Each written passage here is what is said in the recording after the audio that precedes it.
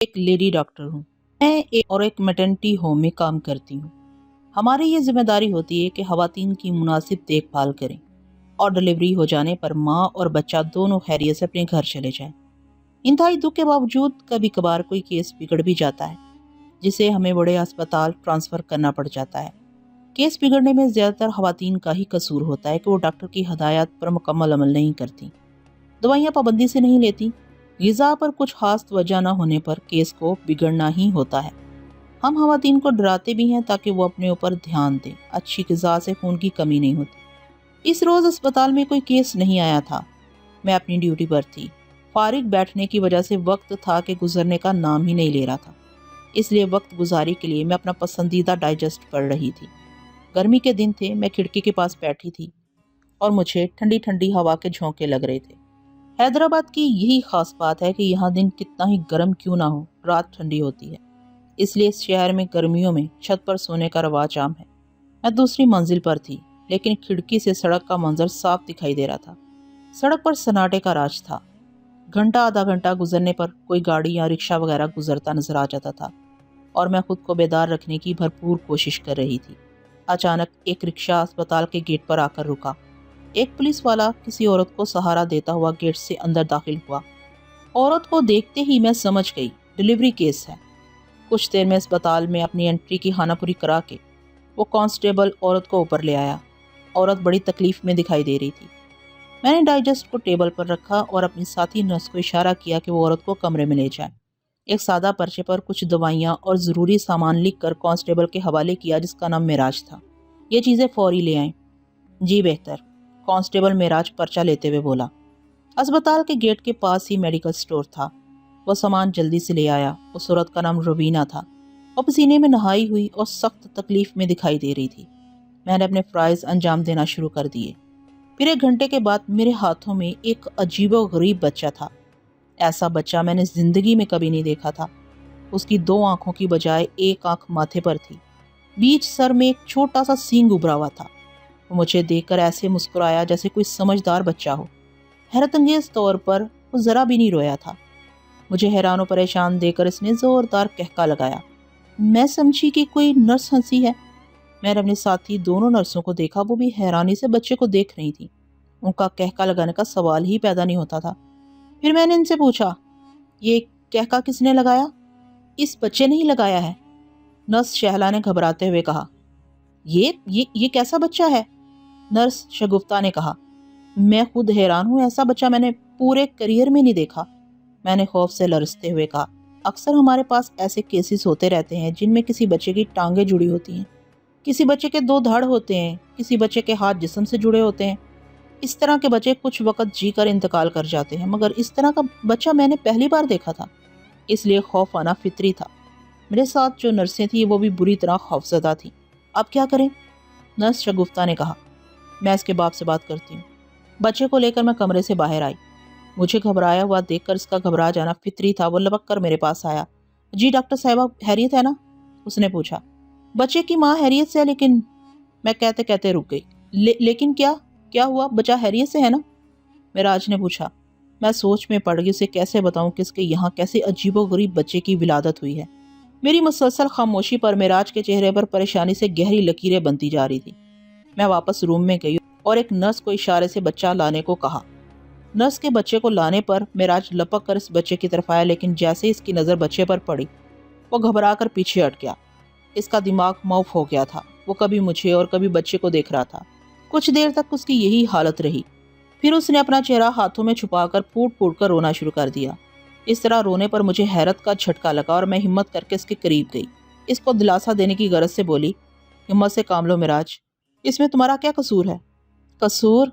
سارا قصور میرا ہی ہے ڈاکٹر صاحب۔ وہ جیسے پھٹ پڑا۔ تمہارا قصور؟ میں نے چونک کر اس کی طرف دیکھا۔ جی ڈاکٹر صاحبہ، یہ قدرت نے مجھے سزا دی ہے۔ کس بات کی سزا؟ میں نے پوچھا۔ میرے برے اعمال کی سزا ہے۔ پولیس کے محکمے میں آنے کے بعد میں خود کو ناخدا سمجھ بیٹھا تھا۔ ملزمان سے دوستانہ رویہ، کمزور اور بے گناہ لوگوں پر تشدد کر کے رقوم بٹورنا میرا مشغلہ بن گیا تھا۔ میرے آفیسر مجھ سے اس لیے خوش تھے کہ میں ان کو کما کر دے رہا تھا، اور کما کر دینے والے اہلکار افسران کی نگاہوں میں داد تسکین پاتے ہیں۔ یہی میرے ساتھ بھی تھا۔ افسران کا منظور نظر بن کر میں کوئی ایسا موقع ہاتھ سے جانے نہیں دیتا تھا جس میں مال حاصل ہو۔ مجھے اچھی طرح یاد ہے جب میری پولیس میں نوکری لگی تھی، میری ڈیوٹی ایک چوک پر رات میں لگی تھی۔ رات کا 1 بج رہا تھا، سڑک سنسان پڑی تھی۔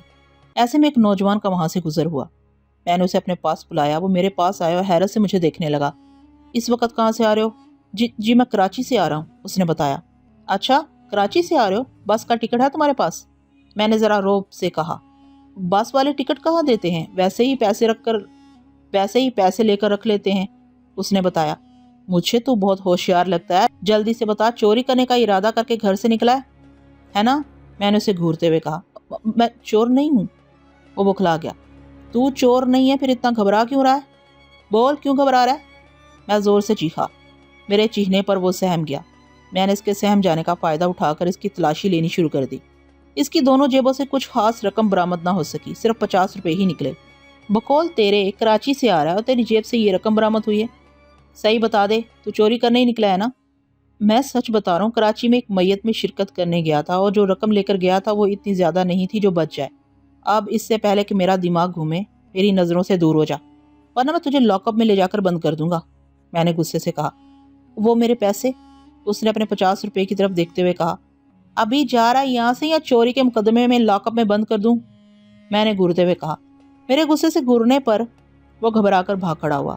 اس کے اس طرح بھاگنے پر میری ہنسی چھوٹ گئی، جسے میں نے بڑی مشکل سے روکا۔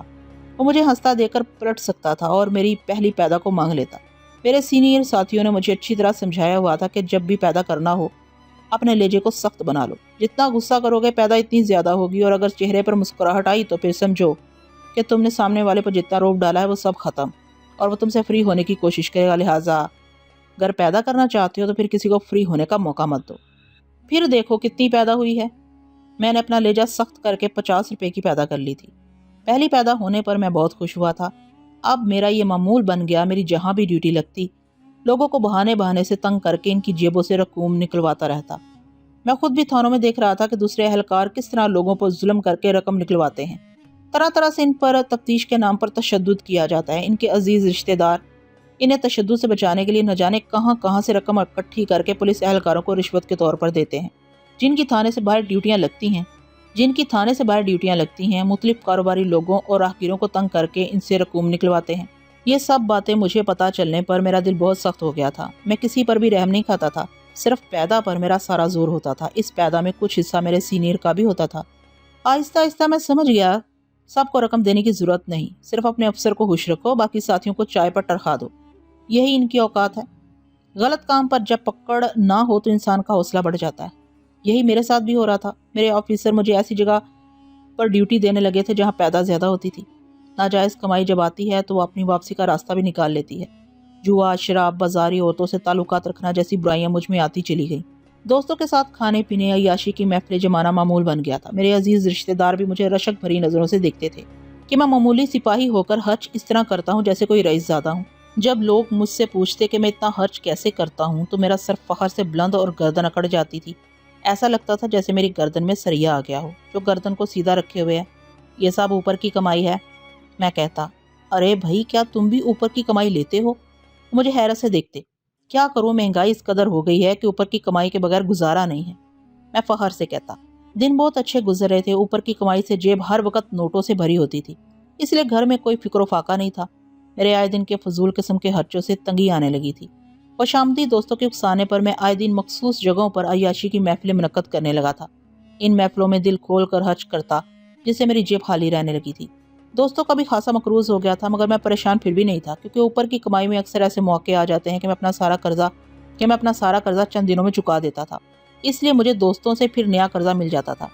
دوستوں کے قرضہ دینے سے انہیں یہ فائدہ تھا کہ وہ میری محفلوں میں کھل کر مفت میں عیاشی کر لیتے تھے، اور میں نے اس لیے مفت میں عیاشی کرا دیتا تھا کہ وہ میری خوشامد اور جھوٹی تعریفیں کرنے میں بڑے ماہر تھے۔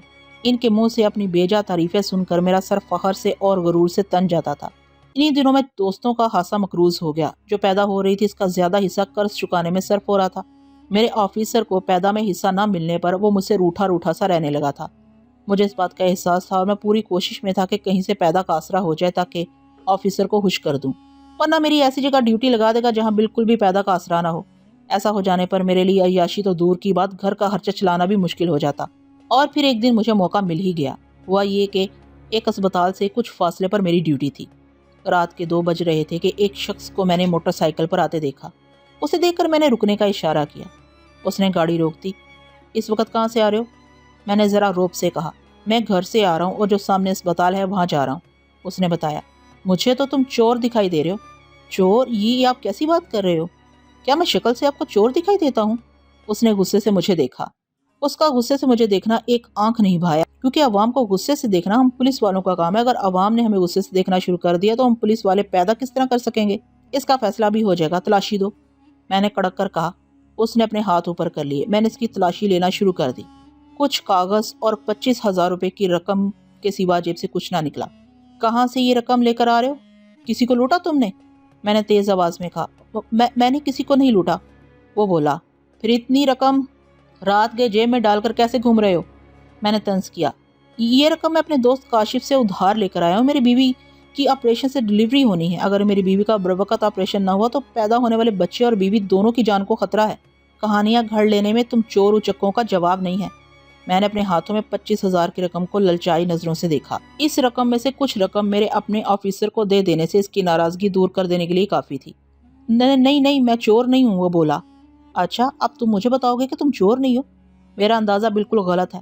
میں نے اچھے چوروں کا دماغ درست کر کے رکھ دیا ہے۔ پھر تم کس کھیت کی مولی ہو؟ ابھی تھانے کے ڈرائنگ روم کی سیر کراؤں گا نا، تو پھر تم سب کچھ فر بولنے لگو گے۔ یہ رقم تم کہاں سے چرا کر لائے ہو؟ میں نے کہا۔ میرا یقین کریں، میں سچ بول رہا ہوں، میری بیوی کی طبیعت خراب ہے، مجھے یہ رقم فوری طور پر اسپتال میں جمع کرانی ہے۔ وہ گڑ گڑایا۔ اس کا مطلب میں جھوٹ بول رہا ہوں؟ تم سچے ہو، تمہارا دماغ درست کیے بغیر گزارا نہیں ہے۔ میں نے فوراً ریوالور نکال کر تان لیا۔ یہ کیا کر رہے ہو؟ وہ گھبرایا۔ تو مجھے جھوٹا ثابت کرنا چاہ رہا ہے نا؟ میں اس وقت تیرے سر کا نشانہ لے کر گولی چلاؤں گا اور تیرے مرنے پر تیری لاش سامنے جو گندا نالا ہے اس میں پھینک دوں گا۔ میں نے غصے سے آنکھیں نکالتے ہوئے کہا۔ نہیں، ایسا غضب نہیں کرنا، میرے چھوٹے بچے یتیم ہو جائیں گے۔ وہ التجا کرنے لگا۔ تیری ہمت کیسے ہوئی مجھے جھوٹا ثابت کرنے کی؟ آج تک میرے کسی آفیسر نے مجھے جھوٹا نہیں کہا، تو کیا میرے آفیسر سے بھی بڑھ کر ہے؟ مجھ سے غلطی ہو گئی ہے، مجھے جانے دے۔ میری بیوی اسپتال میں میرا انتظار کر رہی ہوگی۔ جاؤ اپنی بیوی کے پاس چلے جاؤ، اور یہ بات ذہن میں رکھنا، آئندہ کبھی کسی پولیس والے کو جھوٹا ثابت کرنے کی کوشش نہ کرنا۔ میں تمہیں چھوڑ رہا ہوں، لیکن دوسرا پولیس والا تمہیں زندہ نہیں چھوڑے گا۔ میں نے ایسے کہا جیسے اس پر احسان کر رہا ہوں۔ جی وہ میرے پیسے؟ اتنی بدتمیزی کرنے پر پیسے لینے کی توقع رکھتا ہے؟ زندہ رہنے کے لیے چپ چاپ چلا جا اور پیسوں کو بھول جا۔ نہیں، ایسا ظلم نہ کریں، میں یہ بڑی مشکل سے پیسے لے کر آیا ہوں اور کہیں اور سے اتنی جلدی پیسے ملنے کی امید بھی نہیں ہے۔ وہ میرے پاؤں میں پڑ گیا اور گڑ گڑانے لگا۔ اس کے گڑ گڑانے سے مجھے یہ سمجھنے میں آسانی ہو گئی تھی کہ وہ اثر و رسوخ والا شخص نہیں ہے، ورنہ وہ مجھے دھمکیاں دینے لگتا یا میری اوپر شکایت کر کے اپنی رقم وصول کر لیتا۔ اس پر مجھے بہت ترس آ رہا تھا، لیکن میں مجبور تھا۔ مجھے بھی رقم کی اشد ضرورت تھی۔ میں کسی بھی طرح سے یہ آئی رقم اسے لوٹانا نہیں چاہتا تھا۔ میں نے اسے اپنے پاؤں پر پڑتا دیکھ کر اسے زور سے ٹھوکر ماری۔ وہ پیچھے کی طرف الٹ گیا۔ ریوالور کا رخ میں نے پھر اس کی طرف کر دیا۔ میں ابھی فائر کھولنے ہی والا تھا کہ وہ سمجھ گیا کہ میں کیا کرنے کا ارادہ رکھتا ہوں، اس لیے وہ چلایا، خدا کے لیے گولی نہیں چلانا۔ نہیں، گولی چلانی پڑے گی، تو اس طرح باز نہیں آئے گا، میں نے غصے سے کہا۔ میں چلا جاتا ہوں، اگر میری بیوی کی زندگی ہوتی تو وہ ضرور بچ جائے گی، اور اگر اس کی زندگی نہیں ہوئی تو مر جائے گی۔ اس نے اپنی آنکھوں سے بہتے آنسو صاف کرتے ہوئے کہا۔